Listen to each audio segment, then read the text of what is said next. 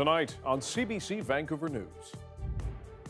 Now is the time for us to focus, with smart investments and a clarity of purpose, on growing our economy and on making life more affordable.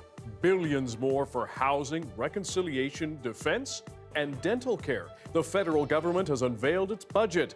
What will the impact be for BC? Also, I think we all have a level of PTSD coming out of this pandemic. What the impact would be if I got COVID, because then I would give it to my parents. 2 years of unrelenting stress, death, and care. We go inside Royal Columbian Hospital again to see how healthcare workers are coping on the job and the impact at home. This is something that would apply to all future those holding elected office. And the province proposes changes to force local politicians charged with a crime to take a leave of absence. This is CBC Vancouver News.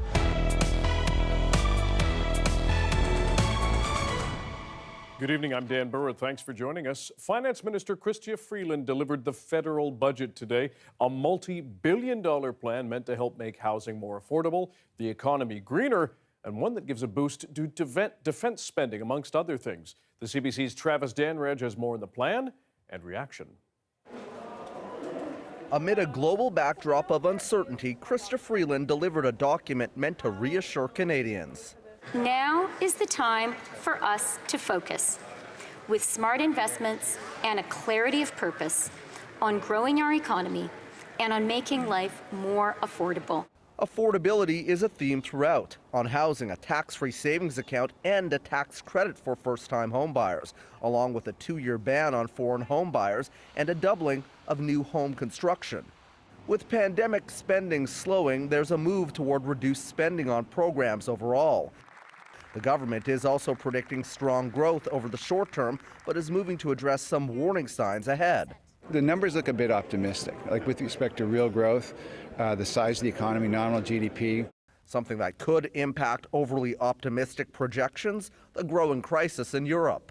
As predicted, there is more money for defense and Ukraine in this budget, $8 billion overall, $6.1 billion over 5 years to increase Canada's military capabilities, $1.5 in additional aid for Ukraine.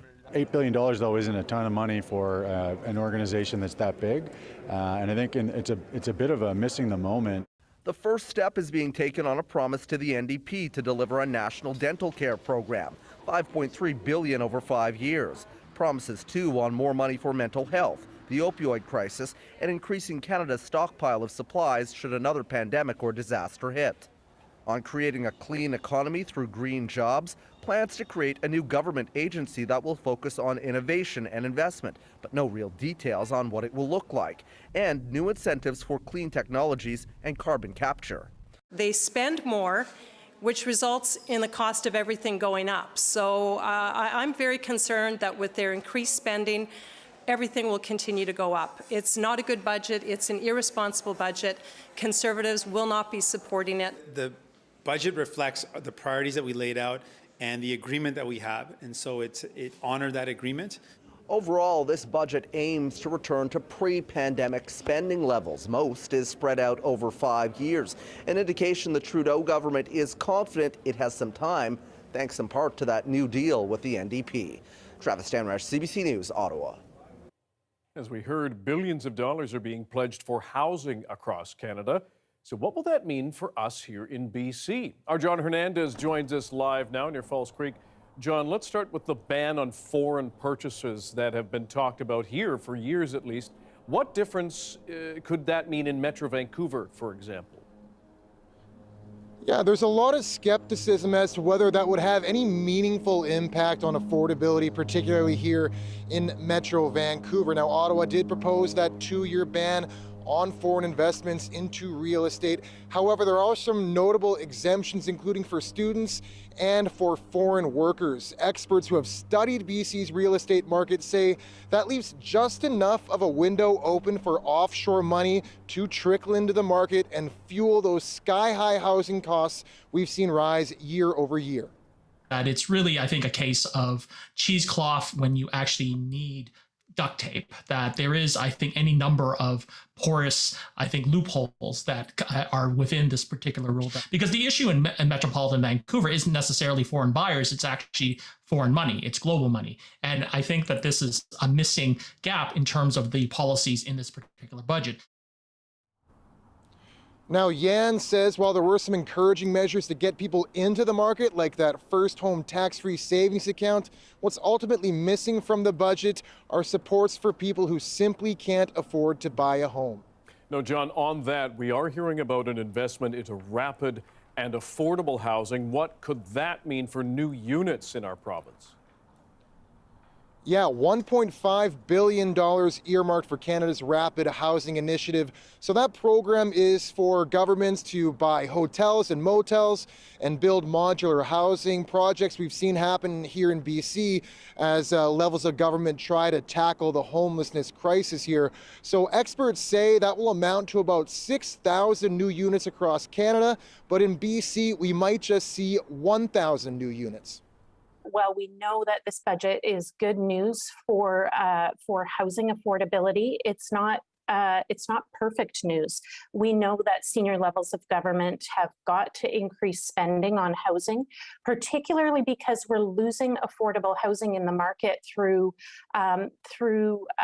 investment trusts purchasing up a rental market. For every new unit that the federal government is investing in, we're losing 15 units across the country. So again, some concerns that the pledges made in the budget today don't do enough to address those supply challenges surrounding affordable housing. John Hernandez live in Vancouver. Thank you, John. Ottawa is setting aside more money to tackle the threat of wildfires here in BC and across the country. This follows a devastating summer that saw, among other pieces of destruction, the wipeout of Lytton.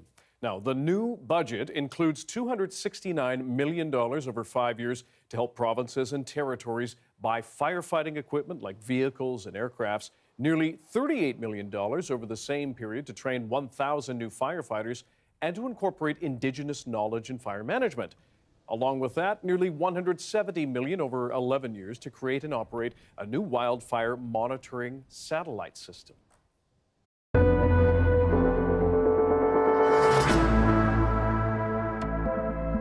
Overworked, stressed out, and yet still overflowing with care and concern. Those are just some of the descriptions we've heard about healthcare workers over the past few years. It's clear COVID-19 has affected their life at work, but as Belle Puri shows us, what may be hidden is the impact on their personal lives. Okay. Morning rounds. Does desat overnight, it did drop to 84%. The urgency is constant. My hemoglobin went from 99 to 72. Oof. Do you want to recheck it? Yeah. Could you like stat recheck it? And if it's 72, just give another 2 units. In the intensive care unit at Royal Columbian Hospital, the focus is on patients. More recently, though, also on those who care for them. Often healthcare workers are not explicit when they need help. As we move into another transition period in the COVID-19 pandemic,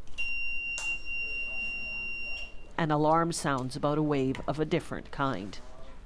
I think we all have a level of PTSD coming out of this pandemic. The pandemic has had an impact on medical professionals at work and at home.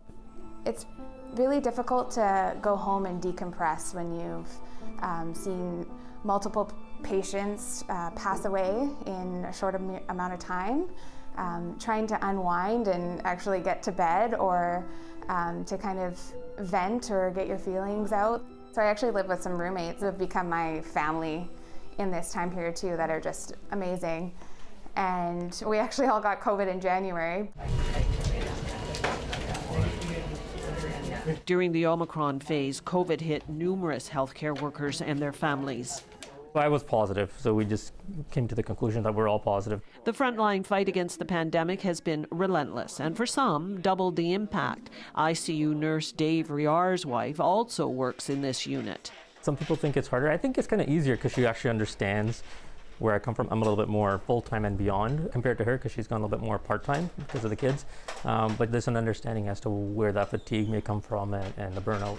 Children of medical professionals have also become more exposed to the inner workings of their parents' careers. As a teenager, there's that process of eventually learning that your parents are people, right? And so one of the things is seeing the challenges that we were going through and seeing that we're fallible and that we were struggling with things at times. Since we were last here, Dr. Reynolds has stepped away from his role as site medical director at RCH. The burden was too tough. Hi, Dad. Hey guys, how you doing? The baseline went from a pretty cheery and bubbly guy, he was sort of constantly in that defense mode, you know. He'd constantly been working for 12 hours a day or something like that every single day rather than just for a week a month. In the Reynolds family, both parents are physicians at different hospitals, but both working COVID units.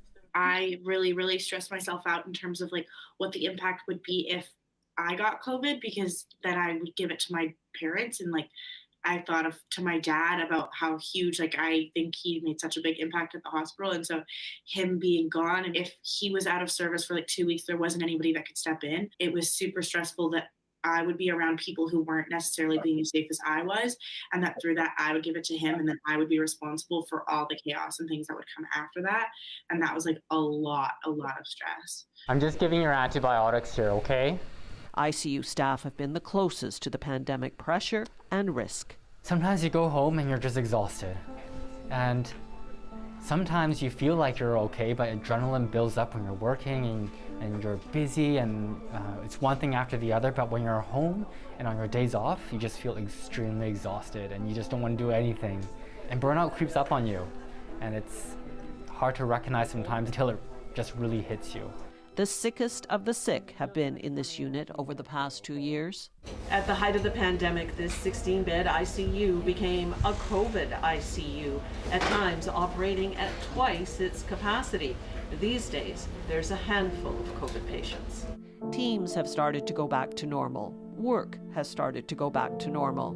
Individuals, perhaps not so much. Well, I think that some of the stuff I've seen, like I can't unsee some of that stuff, and it's been really difficult to process. How has it changed you as a person, though? Changed me as a person. I think it's made me not desensitized, but more like having hardiness, I would say. The battle against COVID has been long. The recovery from it will be longer. Belle Puri, CBC News, New Westminster. Our thanks to our Belle Puri, who had amazing access to Royal Columbian, and those who have been on the front lines for so long. Still with BC's response to the pandemic, as of midnight tonight, you will no longer have to show your vaccine card if you want to go to a restaurant, among other places. This despite a sixth wave threatening parts of Canada and hospitalizations here remaining steady. We asked people in downtown Vancouver what they thought of the end of the so-called Vax Pass. I don't think it's a good idea just yet. I think they just kind of removed the mask mandate, so you should kind of wait out and see the progression. I think it's just all fine. I mean, we've been through this for 2.5 years. It seems like everyone's being careful now. I think it's just fine. I think we should stay for more long time, because it's important. It's important thing to care about the health of other people and ours. So. Don't like the idea of people being prevented from going to things, but at the same time I've really felt a lot safer going to places and eating at restaurants. Yeah, I mean, I feel like everyone's already taken their masks off and they're kind of back into mingling again. I think that should be okay. Meanwhile, many restaurateurs say lifting the vaccine card mandate is better for their bruised bottom lines. In our view, the vaccination card has served its purpose. And, we were happy to play a role in instituting the vaccination card for no other reason, really. Number one was to get people encouraged to go and get vaccinated. So I think it's worked out quite well, but it's time to move on now. Keep in mind, though, individual businesses can still choose to ask you for your vaccine card if they want to. Well, it has taken several years, but the BC government is now proposing changes to municipal government law aimed at local politicians if they are criminally charged. Those amendments were introduced in the legislature today. For more on how the changes could shake up local governance, we're joined by our municipal affairs reporter, Justin McElroy. Justin, first of all, what would these proposed changes actually do? Yeah, it seems like every 6 or 9 months we hear about people trying to get rid of a local politician and hearing that there's no way to force them to be suspended or disqualified except in extreme circumstances. But now the BC government, like you said, those amendments are in, so it will change if someone is criminally charged. So here's how it will work. If you are charged as a mayor or councillor or a regional director, you will immediately be placed on paid leave. If you are eventually found guilty, convicted, you are immediately removed if it's an indictable offense, so your more serious criminal charges. And if you've taken your time served and you have done your time, you can run again for elected office either immediately or whenever you want. Now, some people might say that that's a loophole, but as Municipal Affairs Minister Nathan Cullen said today, there's something to keep in mind when there's the local political equation. There is also the natural consequence that exists for all of us who sit in elected office. You need the support of voters. The cloud that would exist over such a person having served time for an indictable offense, very serious offense, to then seek the public's confidence again, that would be a matter between them and the voters within their city or town, which of course is not something we interfere with. So this has been asked for 4 or 5 years from local governments. It doesn't apply to school boards, but it means that if municipalities have someone that gets into this situation, there's now a recourse in place. So municipalities, cities, local leaders have asked for this change for some time. Why? Well, because there's been a number of situations in British Columbia where a mayor or councillor has been charged. People have said, look, can you step down to cool the temperature a little bit? And they have refused at times. One of them was just a couple years ago in Port Moody, Mayor Rob Vakrumov, charged with sexual assault. That charge was eventually stayed through the alternative measures process, but during that he stepped down, then decided to come back for a little bit, voted on a couple key measures. People got very upset about that. Only after the municipal affairs minister asked him to step down did he step down again and take a leave. That was one situation. You see him there not answering questions from the media. Another one that's going on right now is Surrey Mayor Doug McCallum, leader of BC's second biggest city. He is currently charged for public mischief stemming from claims he made from an altercation in a parking lot last year. He has also said that he's not going to step down during this process. Some people not pleased with that. Now, the government says this won't apply retroactively. Even if this does pass, McCallum will still be able to serve as mayor during this, but it's them trying to legislate a way to deal with these situations going forward. All right, Justin McElroy, thanks very much. Thanks, Dan. Eye surgeons at Surrey Memorial Hospital have a new tool at their disposal. New 3D technology that magnifies the critical but fragile and tiny body parts that allow us to see. A state-of-the-art, one-of-a-kind 3D digital viewing system, the first in British Columbia, only one of a few across the country, that allows surgeons to perform microsurgery at far greater magnification with better resolution and better depth of field. So it allows us to operate on very delicate tissue with better view of the tissue that we're working on, which ultimately leads to better visual outcomes. They now have 2 of these tools, which the doctor says elevates Surrey Memorial as a treatment and training center that draws surgeons from across the country. The nearly $300,000 price tag for both is being covered by the Surrey Hospital Foundation. The research shows 1 in 7 Canadians has eye disease that puts them at risk of losing their vision. A photograph from one of BC's darkest moments has now been named the World Press Photo of the Year. It captures what judges call a quiet moment of reckoning with colonization, taken near a former residential school in Kamloops. Freelance photojournalist Amber Bracken shot this for the New York Times in June. A haunting representation of loss is pierced with sunshine and a rainbow. The hope that truth can shine a light on trauma and lead to healing. The jury described a sensory reaction and rare light to Bracken's photograph. She says the work honors that community. I hope people will remember that it relates to real children that went missing, and that it's an effort by the community to make visible their children who have been disappeared for too long. Bracken is based in Edmonton and said the timing of the win was serendipitous. It came while in Rome, where she was covering the First Nations, Inuit, and Métis delegations seeking an apology from the Pope for the Catholic Church's role in residential schools. A BC teenager living with type 1 diabetes is camping in the air to raise money for a cure. 16-year-old Wilson Gallardi has been on top of this 40-foot post since Sunday. Known as the Flagpole 100, the challenge represents the balancing act of life and death for people who live with diabetes. It also marks the 100th anniversary of the first life-saving doses of insulin. By the time Wilson gets down tomorrow, he will have spent 100 hours up there. He has a bed, a portable toilet, and Wi-Fi. His food is delivered, and his mom, she stops by to play cards.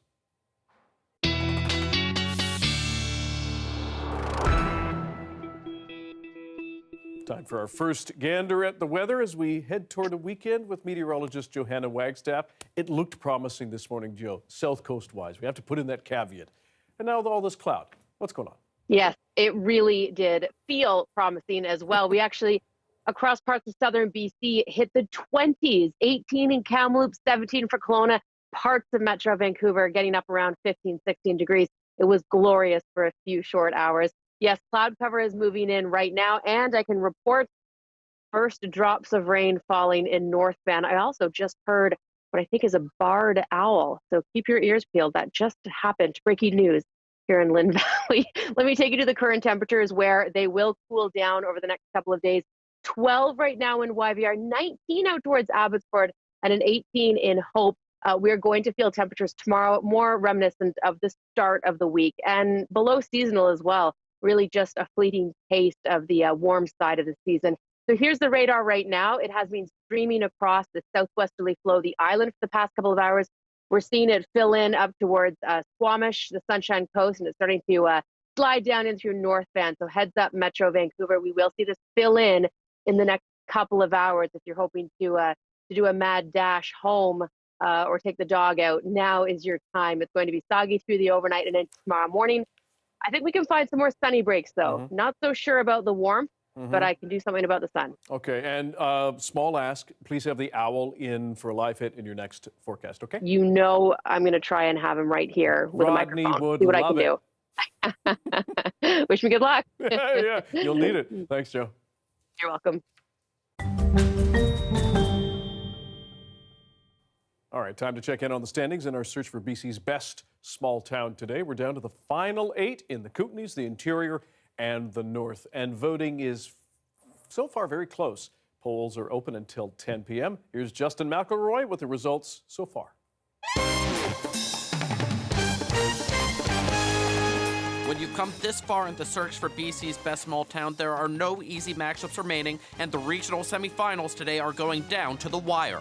First up, Nelson is the top seed in the Interior and long known as the Queen City of the Kootenays, but East Kootenay has something to say about that, as Kimberley has the edge.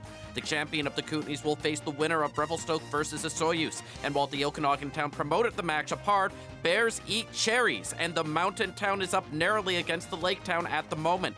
Moving north, Haida Gwaii Queen Charlotte Village gives amazing west coast views, but we have 2 mountain towns with the lead, so why not a third? It's Smithers with the narrowest of margins on top.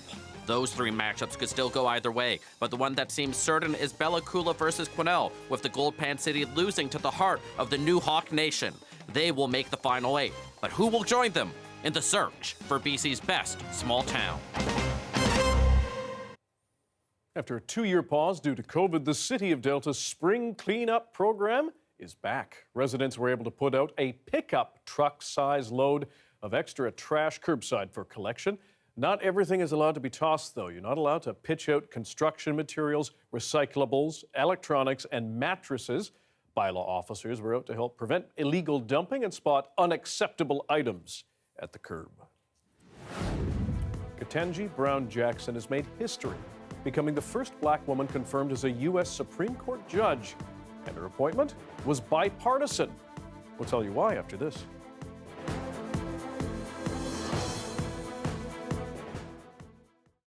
Thank you for joining us on our commercial-free live stream tonight. A dance class in Ontario is helping children whose families are refugees from Burundi celebrate and share their cultures with others. Every Saturday, Chelsea Dance offers a class of Burundian folk dance instruction for girls 4 to 17. The CBC's Sandra Abma popped by. To the beats of East Africa, a group of girls move across the floor of the community center. They're learning the traditional folk dances of Burundi, the graceful movements, the rhythmic expressions, and the fun. We dance usually to celebrate. It's like when there's so much joy that you can't put it in words, you put it in movement. It's the first season that Dawn's Chelsea Dance has offered this class, and it's been a success on many levels. You know, the very first day when they came in, everyone was very shy and very reserved. The second class, they were smiling, they were moving, they were expressing themselves. You could see that their hearts were starting to shine. For the local kids, it's an introduction to a new culture through music and dance. But for the refugees from Burundi, this class is a warm embrace of familiar sounds and family traditions. Good job. 11-year-olds Devin and Julia were driven to the class by their neighbor Sheila Morrison and her daughter. Because we spent the last 3 years trying to immerse these guys into Canadian culture and teaching them French and English, and I think it's really nice that they get to do something that's from their home culture. And it's clear the dance class is making them feel more at home. J'aime quand ma mère danse et moi aussi je veux comme danser comme elle. She likes to watch her mom dance and she really wants to dance like her mom. C'est vraiment génial et cool et magique. She said it's really nice and it's like magic. Teenager Paige Roy says taking the class is a way of showing her new friends their culture is valued. I really want them to believe that they are that they are loved here and that we'll support them through anything, and that them showing us their style of dance is a way for them to show who they are and what they've gone through. Sandra Abma, CBC News, Chelsea.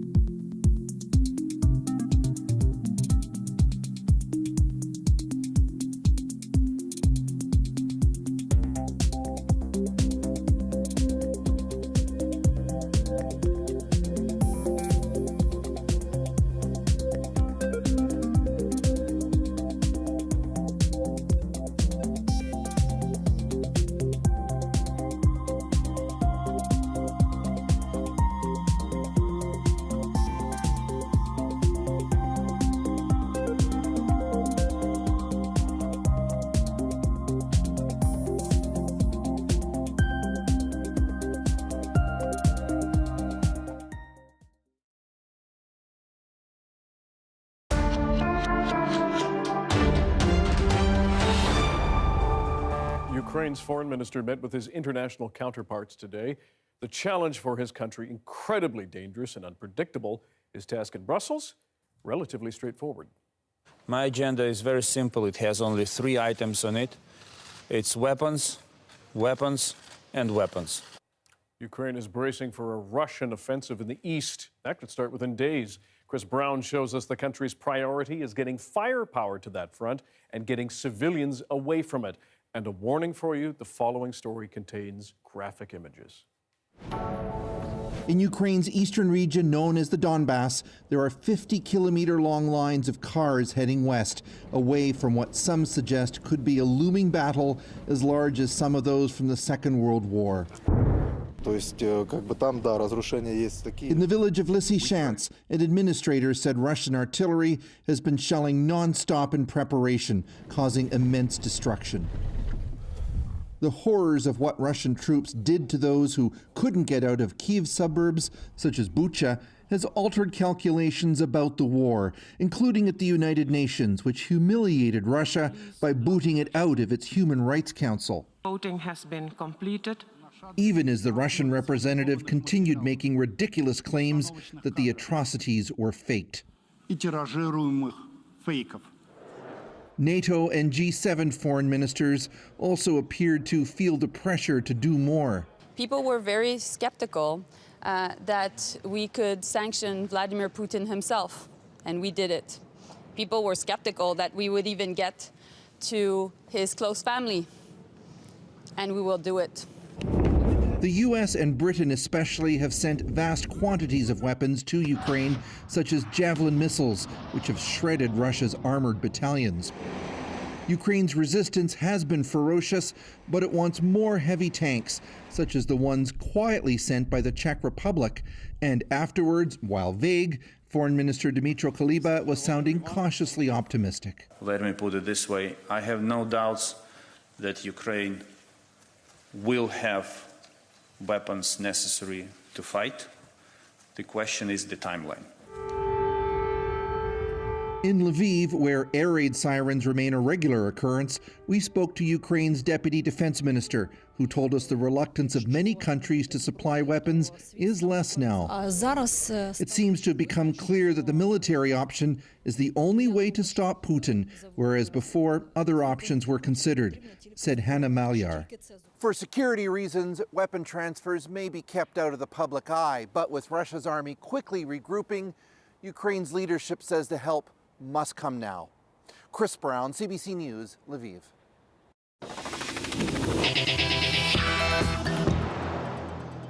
It's an historic day in the United States. For the first time, a black woman will sit on the country's top court.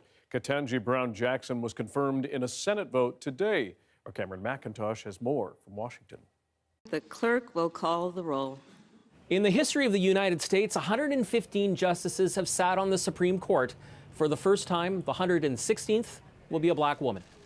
And this nomination is confirmed.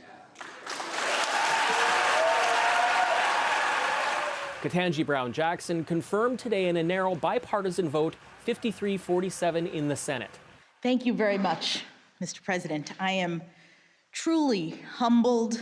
Jackson was nominated earlier this year by President Joe Biden, fulfilling a promise to nominate a black woman to the nation's highest court. Jackson is a judge with a history of being both a prosecutor and a defender. While few questioned her qualifications, her confirmation hearings got bogged down in partisan politics pretty fast.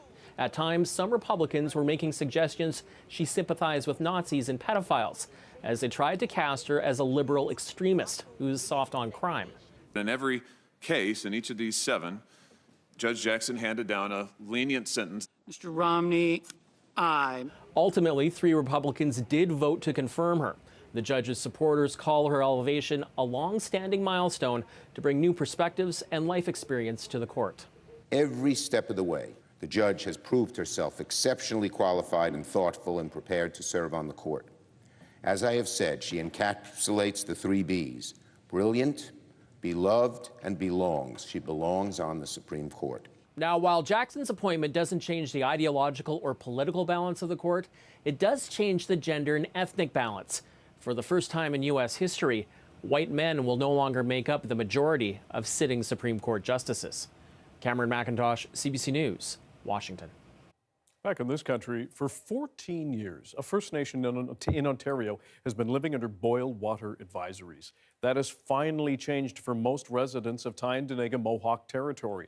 As Michelle Allen reports, about 3/4 of the homes there now have clean access to water. Andrew Brandt spent more than a decade hauling water to his home, jug by jug. For a long time growing up, we didn't have proper water. It smelled bad, you couldn't drink it. But from now on, Brandt can just turn on the tap. Tyendinaga Mohawk territory lifted 5 long-term drinking water advisories last week as they expanded connections to a new water treatment plant. Brandt says it is a huge weight lifted off the community. The accessibility to water has been the hugest thing for us, when it comes to resources, when it comes to development, when it comes to anything like that. The advisories had been in place since 2008 for the roughly 1,000 homes on Tyendinaga Mohawk territory. Chief R. Don Miracle says more than 750 have now been connected with safe drinking water. But more than 250 homes are still waiting for clean water.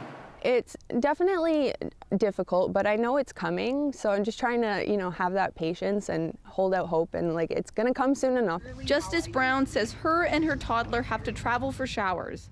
She hauls in all the water for her crops and 3 goats by hand. It's definitely a struggle because there are so many places across Canada that do have, and why are we taking so long to get it done here, like on Indigenous communities across Canada, not just in Tyendinaga? The federal government promised to get clean drinking water on all reserves by March 2021. Tyendinaga is just one of 20 First Nations in Ontario that still have long-term drinking water advisories in place. And lament, how long it took, but I think we have to celebrate also that the fact these are milestone accomplishments, and without Canada's help, it wouldn't be done yet. Miracle says they are hoping for continued government support so they can bring clean water to the rest of the reserve. Michelle Allen, CBC News, Kingston. All aboard. A new bus company is shaking things up in Canada, and it's a model that comes from across the pond. Grab a seat after this.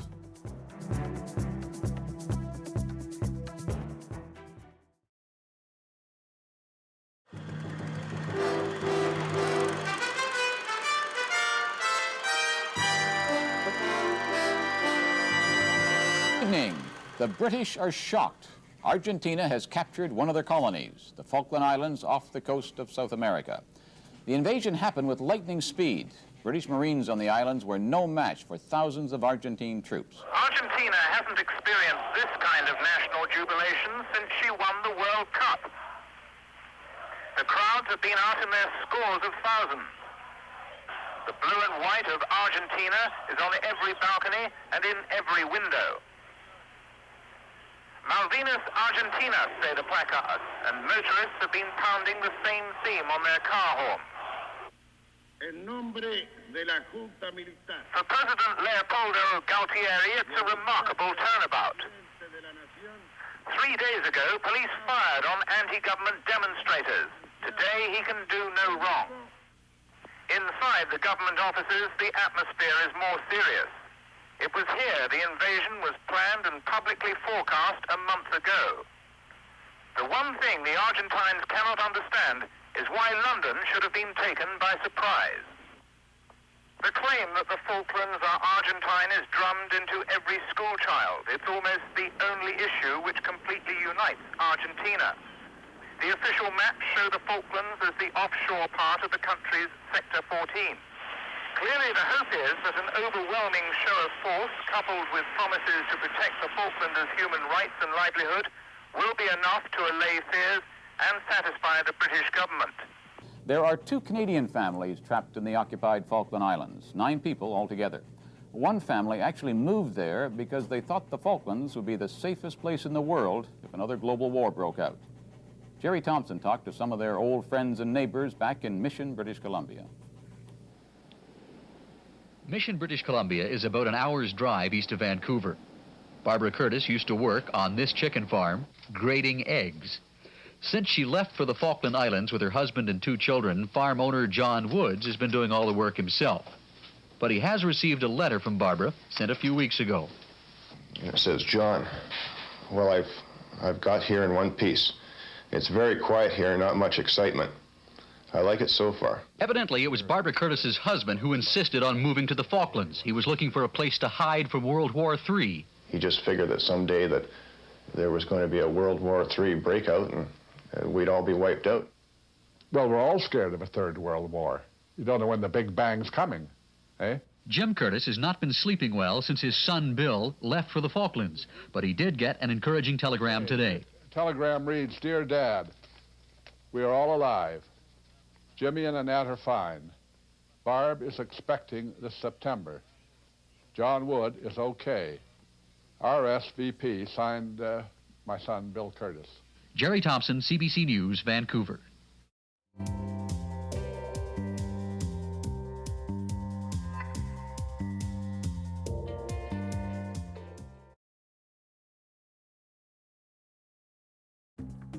Here are some of the stories we're following tonight for you on CBC Vancouver News. Now is the time for us to focus, with smart investments and a clarity of purpose, on growing our economy and on making life more affordable. Ottawa plans to spend billions of dollars more on housing, defense, dental care, reconciliation, and efforts to combat climate change. Finance Minister Chrystia Freeland unveiled the federal budget this afternoon. It includes banning foreigners from buying certain property in Canada for 2 years and a new tax-free first home savings account. The Conservative opposition says it will not support it, citing increased spending. I think that some of the stuff I've seen, like I can't unsee some of that stuff, and it's been really difficult to process. 2 grinding, unrelenting years of pandemic stress, responsibility, and death has taken a deep toll on many healthcare workers. At Royal Columbian Hospital in New Westminster, staff have been stretched in worrying ways while trying to provide the best of care. That has ripple effects at home and on their loved ones. Children of healthcare workers tell us they've been worried they may pass along COVID to their parents. So from the moment of charge, they are then asked to remove themselves from council. It's not put to a vote. It is simply now the law of the land if this bill were to pass. And the BC government is putting all local politicians on notice. It's proposing changes that would require local elected officials to take a leave of absence if they're charged with a criminal offense. If convicted of serious crimes, they would be removed from office. Local governments have asked for such changes for years. They are not retroactive, though. Cheap long-distance bus travel may be returning to BC. There's a new player in town. Flixbus is hoping to serve rural areas that aren't connected by commercial bus lines. As Nisha Patel reports, the company is hoping its model will win over Canadian customers. Is there just one-way stop to Ottawa? Flixbus is hitting Canadian roads, a German company shaking up this country's outdated bus industry. Its low-cost model is a big draw. The earlier you book your tickets, the cheaper they'll be. Super affordable, and just like might as well give it a shot. Having a bus service that's this cheap and close to home is sort of too good to be true. Flixbus also takes a more modern approach to ticketing with a consumer-friendly app. The company is starting out with 3 high-profile routes in southern Ontario and plans to expand to BC, plus cross-border routes. Flixbus will become just a staple of Canadian life. It will be part of the landscape, and the Flixbuses will go to more cities. When Greyhound stopped running bus services in Canada last year, that left a lot of Canadians without transportation options. Now Flixbus is the latest company trying to fill the gap.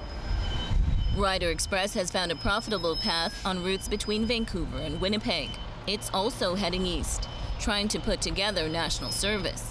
We have the largest range of bus service in Western Canada. We want to be same as Greyhound, what used to be providing. That goal could take time. Many rural and less profitable routes haven't resumed service since Greyhound shut down. You're trying to regrow what was once a great tree, a forest of services, from a seedling. With so much ground to cover, companies are still struggling to get to more remote areas. But experts are hopeful that greater competition will drive them to broaden their service. There will be situations where people say, okay, yeah, we can't all be on this route. Let's go look for some other routes that are not served. And that would put more choice for customers on the map. Nisha Patel, CBC News, Toronto. Just over a year after a crash left him with devastating injuries, Tiger Woods teed off at the Masters. See how he's done after this. And it's 6:41, a live look at the Lions. Cloudy South Coast day today. Johanna will map out a BC-wide weather picture as we head toward the weekend. Stick around.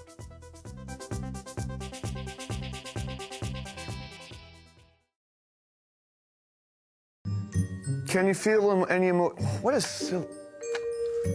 It's sad. Can you feel any emotion? Can you be happy or sad?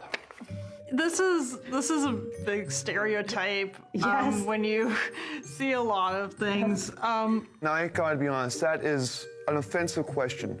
I'm a human being. Of course I can feel emotions. That's actually a huge thing. A lot of people think that autistic people are robots and that we don't have any empathy, but a lot of us actually experience hyper-empathy, like myself, because we are so sensitive to sensory input and things like that. There's a kind of a comorbid condition that can occur with autism, which is called alexithymia, where it's like you do feel, obviously you feel emotions, but you don't know how to label it. or sometimes you're just not even really sure what you're feeling at the time, and it kind of takes some time to process. Even though I have my autism, I'm just like a lot of people. I do the same things that they do on a daily basis. I feel usually what they feel. Just because I have autism doesn't mean I can't feel the way some people feel. Although I don't show much emotion, on the inside I feel a lot of emotion. Every day is different. Some days I'll be happy all day. Some days I feel different, but I don't show it because I'm afraid of what's actually going to be said about me behind my back. I think people misinterpret how I'm expressing myself or my emotions. Some people would think I'm aloof or a snob, like I'm hoity-toity, just because they're not reading me correctly. And no matter how hard I've tried, this is one thing that I'm not able to overcome.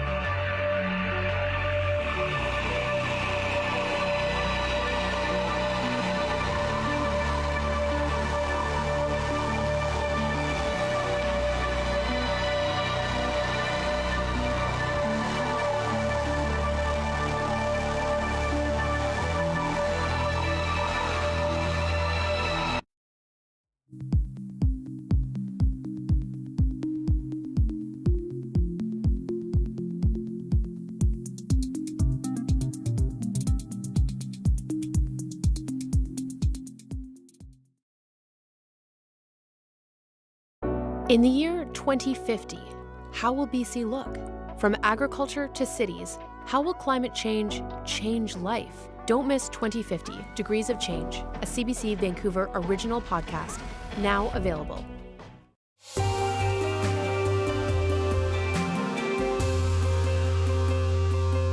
They've long been esteemed as the height of cooking excellence. Gas ranges. But new research says that gas in your home isn't just bad for the environment, but also your health.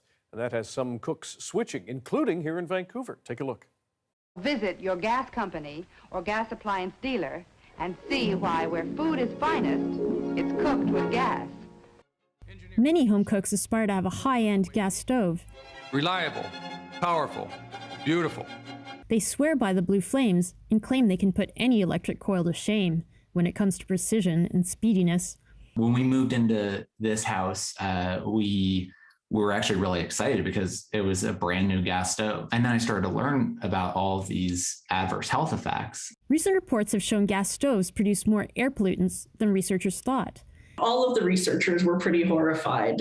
And burning gas has been linked to asthma and decreased lung function, especially in kids. After that, as soon as it was feasible, I switched from a gas stove to induction.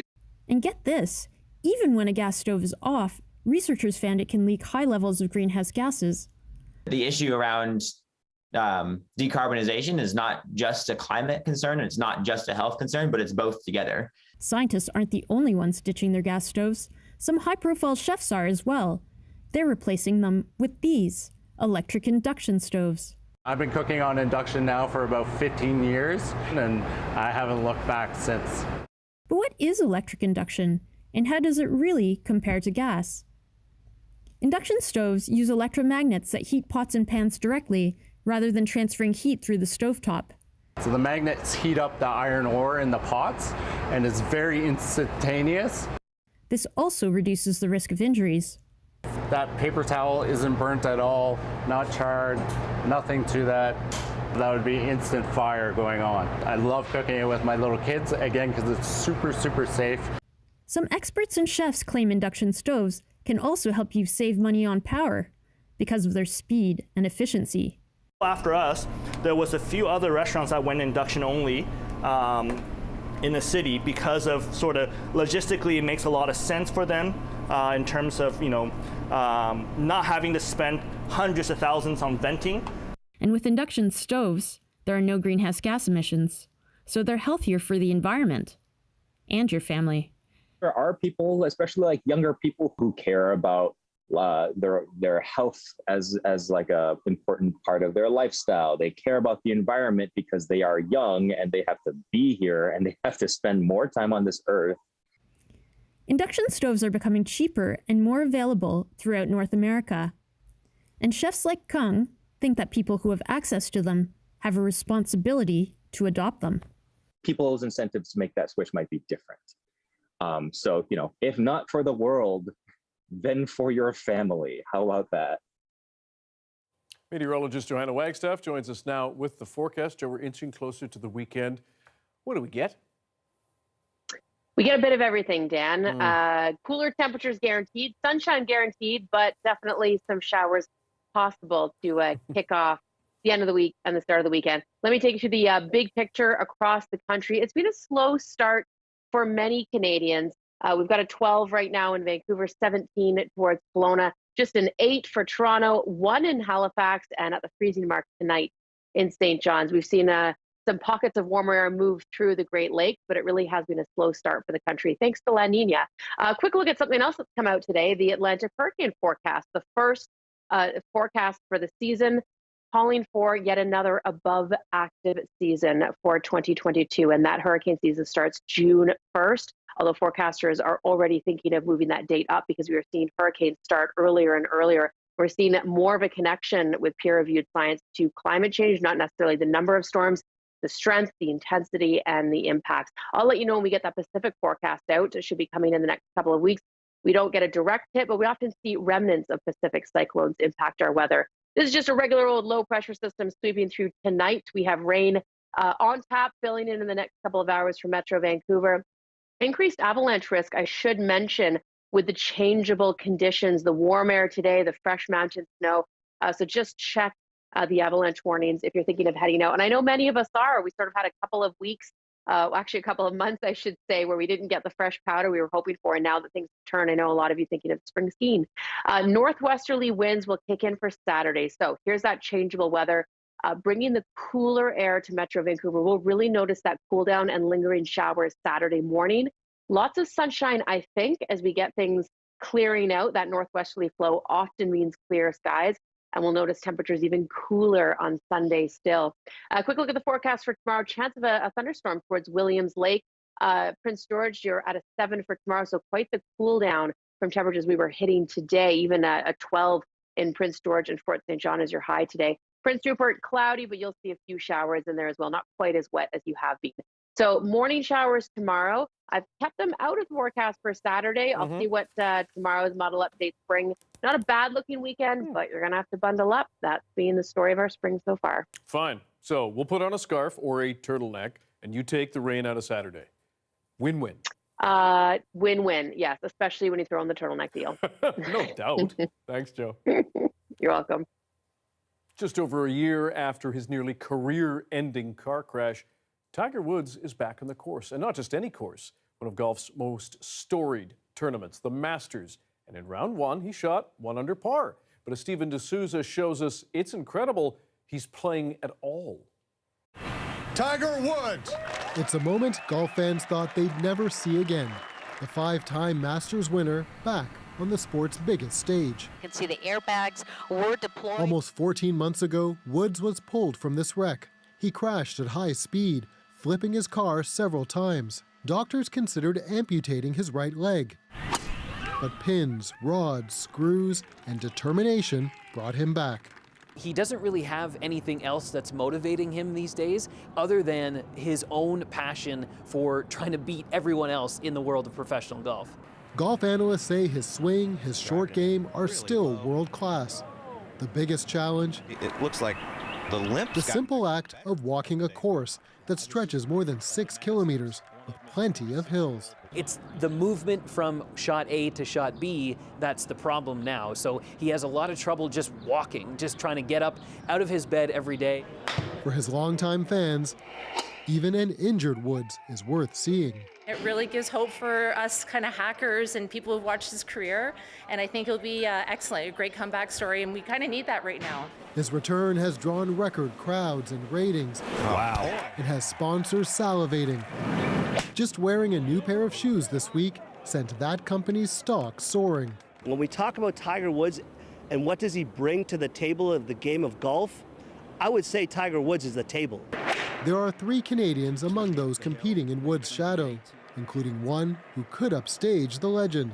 That's to 2 under par. Corey Connors from Listowel, Ontario. He's one of the best ball strikers on the planet. His iron game is absolutely elite, and I wouldn't be surprised to see him win this week. Woods finished the day within sight of the leaders. What a return. But can he make it to Sunday and win?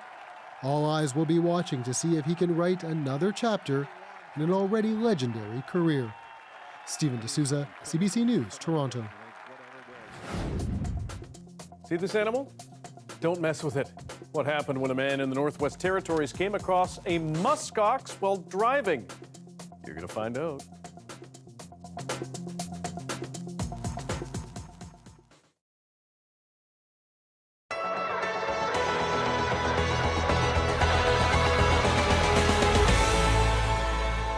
Canadian-built rams of the Three Rivers and Calgary tank regiments board their LCTs in preparation for another big landing exercise. This Canadian Army newsreel footage shows Canada's Ram tanks as the Allies prepared to liberate Nazi-held Europe in 1943. But it's this more recent footage of a Ram that's got people talking. It was filmed by an English hiking group in 2020. This spring, it was identified as a rare Canadian-built Ram. The Ram is very similar to an American M3 tank in design, but the Ram has these large, boxy fenders that come out over the treads.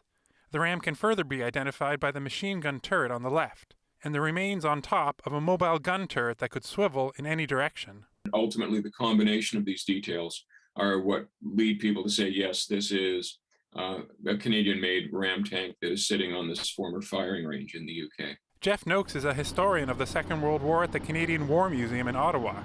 The museum has this fully restored Ram, plus a second one under restoration. So this particular Ram tank is interesting in a number of ways.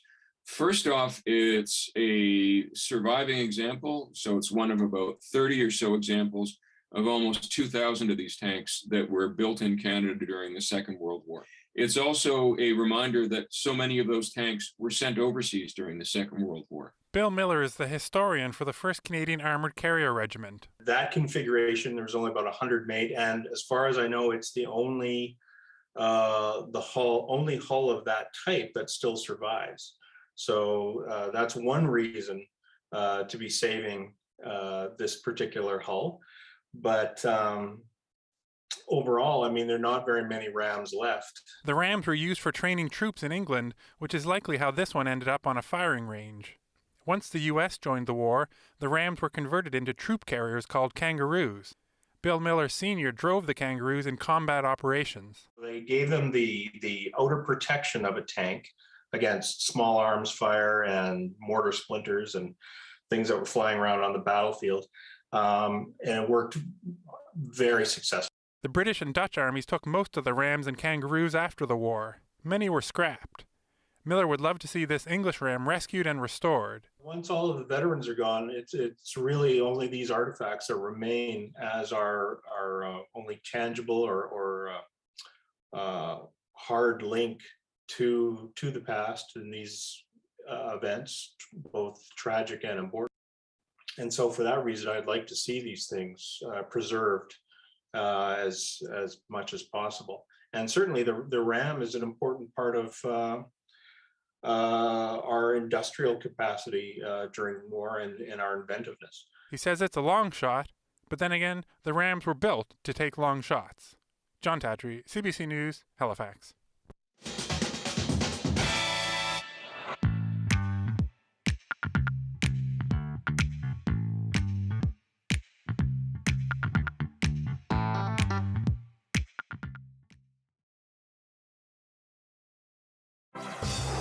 Hi, I'm Amy Bell, and here's what's in your CBC Vancouver inbox.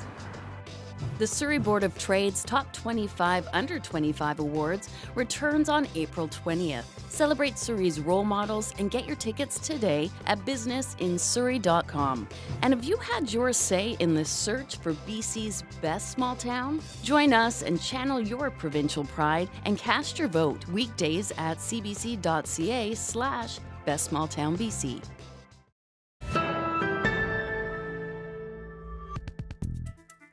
Imagine you were traveling along a snow-covered road, and the traffic coming the other way is a muskox. That's what happened to a man in the Northwest Territories this week. Wing Sham saw the animal approaching his stopped truck near Fort Good Hope. He took out his camera, as you do. Then things got serious. It was just coming full bore straight towards the middle of the truck, and I didn't want him to take out the radiator, so I just cranked the wheel hard left and gave her gas. Sham says he was a little shaken, but the muskox also seemed okay after the crash. He suspects it was on the road because the high snowbanks were acting as barriers. Muskox go where they want to go. Finally, there are many robots in Japan working in factories and serving in restaurants. They may soon be joined by a robot capable of this. But don't count on this guy to help you prepare your next fruit bowl at the soiree. He takes 3 minutes to pull off the peel and is only successful about half the time. But this industrial fellow could point to a future where machines complete increasingly complex tasks. Once you make me a peanut butter and banana sandwich, open face, then we'll talk. Thanks for being with us on CBC Vancouver News at 6. You can watch this program online and on the CBC Gem. That is a free app. And Isabel Regam will have your late news at 11 o'clock. We'll see you next week. Good night.